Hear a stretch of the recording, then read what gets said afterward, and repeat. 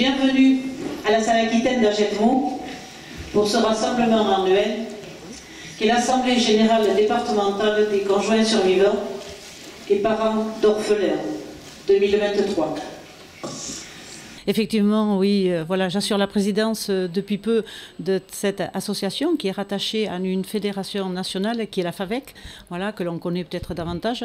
Et l'objet principal, c'est de soutenir toutes les personnes, femmes et hommes qui sont en veuvage, voilà, et avec des orphelins ou pas. Donc, je suppose qu'il y a un certain nombre d'aides que vous apportez ou des activités que vous mettez en place. Alors, j'ai envie de dire tout de suite que c'est une association particulière qu'on ne peut pas du tout comparer avec une association sportive, culturelle ou autre, parce que la première mission que l'on a, c'est de venir juste d'apporter un soutien moral. Le soutien moral, ça veut dire continuer à développer surtout le lien social, parce que la solitude, c'est lourd à porter, c'est au quotidien, et je crois que toute la difficulté d'une personne veuve, c'est la solitude, c'est justement ne pas s'enfermer dans cette solitude. D'où notre mission.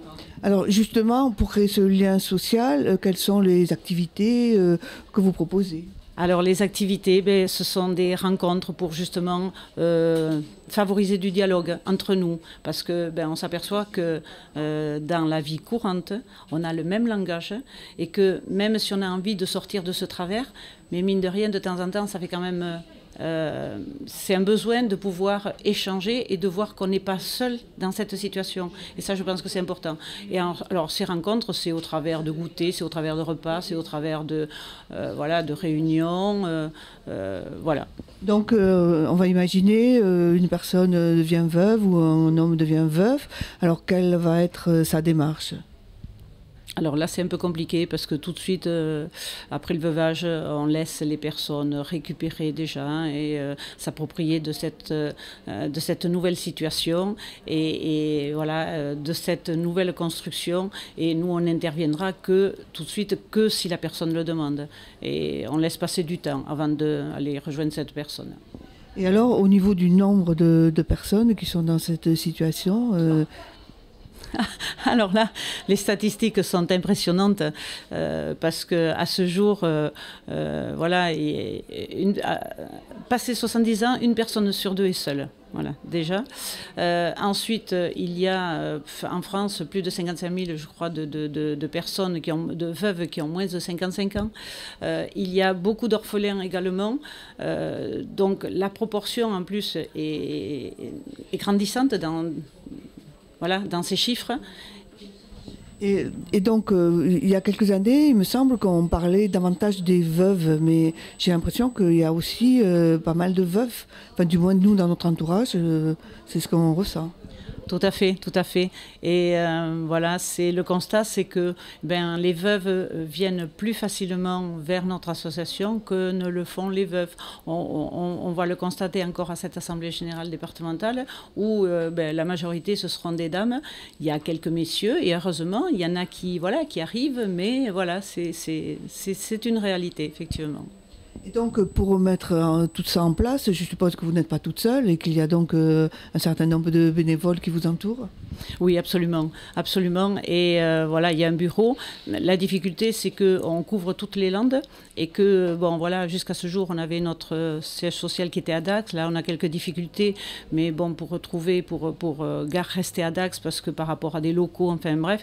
Mais la difficulté, c'est qu'effectivement, on couvre toutes les Landes et il faut essayer, l'une se trouve là, l'autre se trouve au sud du département, l'autre au nord. Et donc, il faut essayer de composer avec ces paramètres. Voilà. Au niveau des associations locales ? Alors, on a un fonctionnement particulier en ce sens que l'association départementale donc, est basée sur Dax de par son siège social. Et ensuite, on est divisé en 13 sections, 12 exactement, par pays. Par exemple, ici, on est en Chalosse. On regroupe Agenmont, Saint-Sevé, Jaune, Samadé, par exemple. Ensuite, il va y avoir un autre secteur, Pays de Borne, etc. etc. Le secteur Haute-Lande, le secteur Mont-de-Marsan, le secteur Pays Morcenay, enfin voilà. Tout ça, ça refait 12 sections. Et ensuite, il y a une autre section qui s'appelle le groupe de parole. Alors qui avait été créé il y a quelques années pour justement prendre principalement des jeunes veufs et veuves avec des enfants. Voilà, où il y a eu des échanges et des rencontres plus particulières, parce que bon, à savoir aussi que je parlais des goûters, des repas, mais il y avait également les sorties. C'est très important parce que quand on est dans le veuvage, la sortie que l'on faisait habituellement quand on était accompagné avec un conjoint n'est plus du tout la même quand on se retrouve seul. Donc c'est à nous à les créer, ces sorties, c'est important. Et une autre question, est-ce que par hasard vous vous occupez aussi pour aider justement les personnes qui deviennent veuves ou veufs dans tout ce qui est administratif? Oui. Oui et non, en ce sens que ça a évolué avec l'informatique, avec Internet, et que bon, voilà, les gens ils ont accès aussi, donc ils ont des connaissances autres avec Internet.